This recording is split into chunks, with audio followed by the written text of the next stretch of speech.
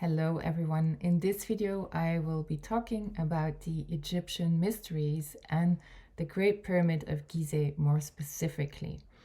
So I will be doing a series of videos on different temples, on their energies, the gods and goddesses that are connected to those temples, but more so how these temples still activate us today, the effect they have on the body, the mind, the state of being, and our state of consciousness above all. In ancient Egypt, all the temples would be connected together, and people would actually be initiated into different temples and do their path of initiation all along the Nile, and their end stop would be the Great Pyramid of Giza for a last initiation. Nowadays, people mostly do the path in the opposite direction for the simple reason that we land in Cairo. Cairo is the place of the international airport, so we start at the end point. Now, I have been taking groups to Egypt for several years. I'm teaching an Egyptian mystery school, which is an initiation into really resurrection rites.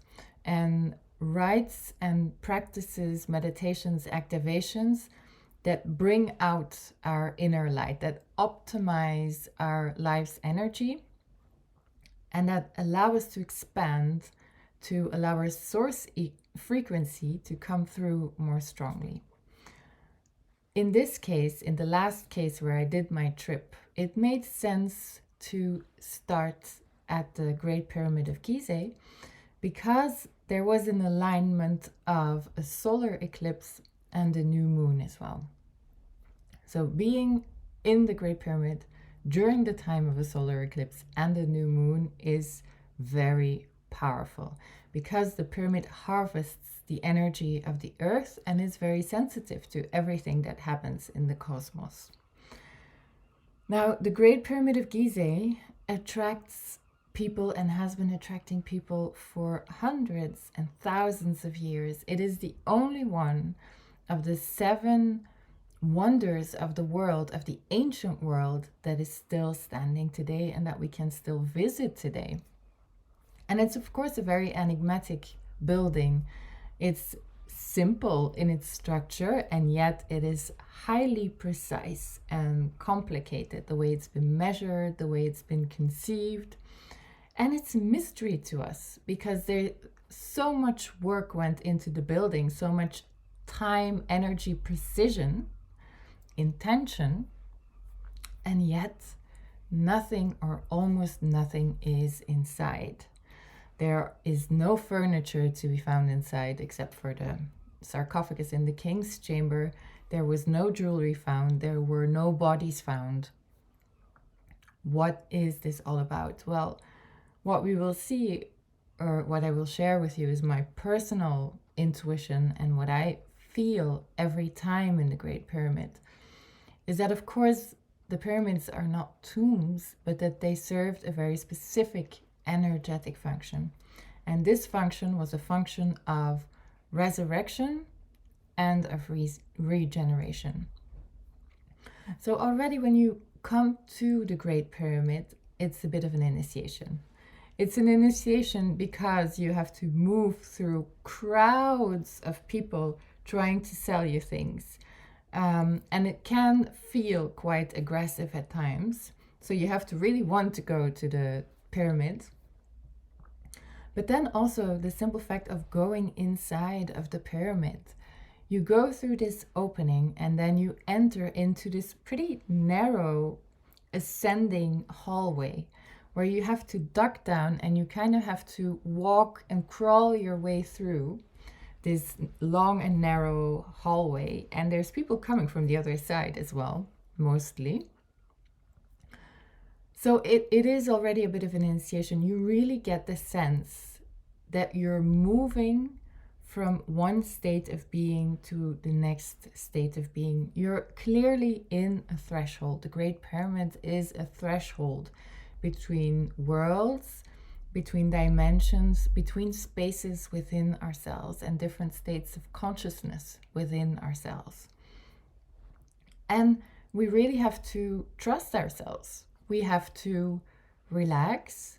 we have to trust that we're going to get to the end of the tunnel, to the end of the hallway, that we can make it all the way through. And then once we're at the other side of this ascending narrow hallway, you get inside of this bigger gallery.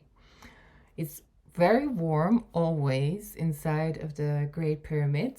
You climb up the stairs in this great gallery that's ascending towards the king's chamber. And then again, you have to go through another small passageway where you have to really duck down until you get in this small king's chamber. It is not big at all. And it is entirely black, dark stone inside.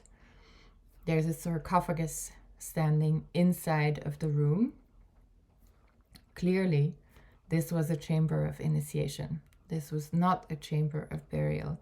And you can feel it when you're inside of the pyramid, but especially when you're inside of the king's chamber. Your pineal gland is very strongly activated. Now, I have seen and captured light phenomena inside of the king's chamber.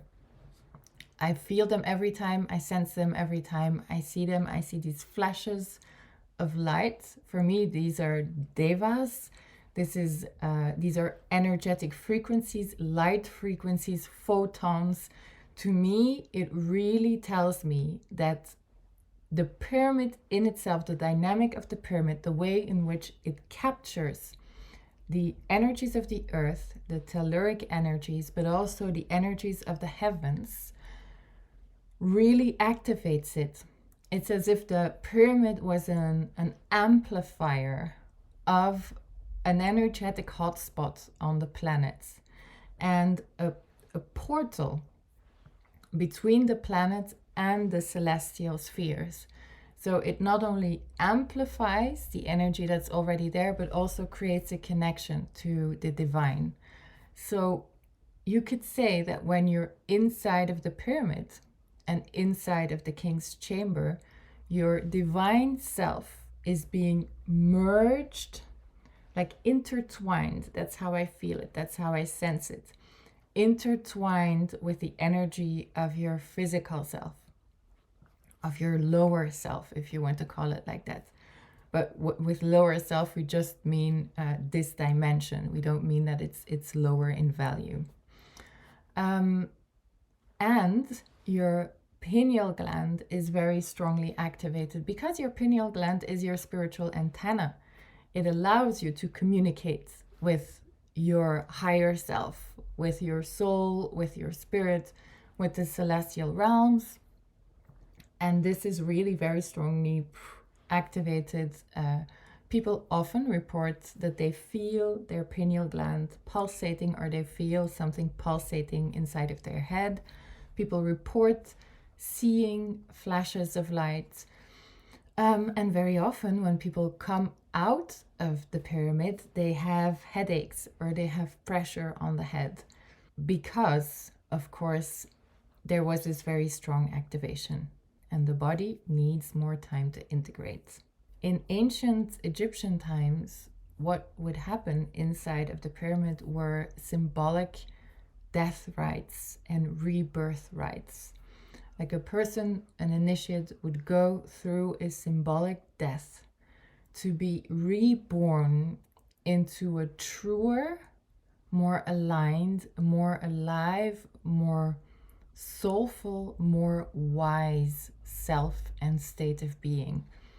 In a way, it's like shedding a skin of illusion and stepping into the true self fully. So this is the teaching, and this is the message really of the Great Pyramid of Giza. It's these cycles of death and rebirth that our planets and nature all around us mirrors back to us all the time. But we as human beings are extremely resistant to the idea of death, the idea of letting go of things. And we have to let go. We have to let go of things. We have to shed. We have to allow certain parts of ourselves to die for new energy to be born into us, for new projects to be born through us, for us to be continuously regenerated. So this is really what the pyramid asks of us. What are you willing to let go of to step into your true self? Are you willing to let your identity or the idea that you have about yourself die and completely let go and trust in the divine flow of life to reveal yourself to you again and anew? So can you accept to die, to let go, to surrender in order to be fully alive and fully aligned to the divine within you and outside of you?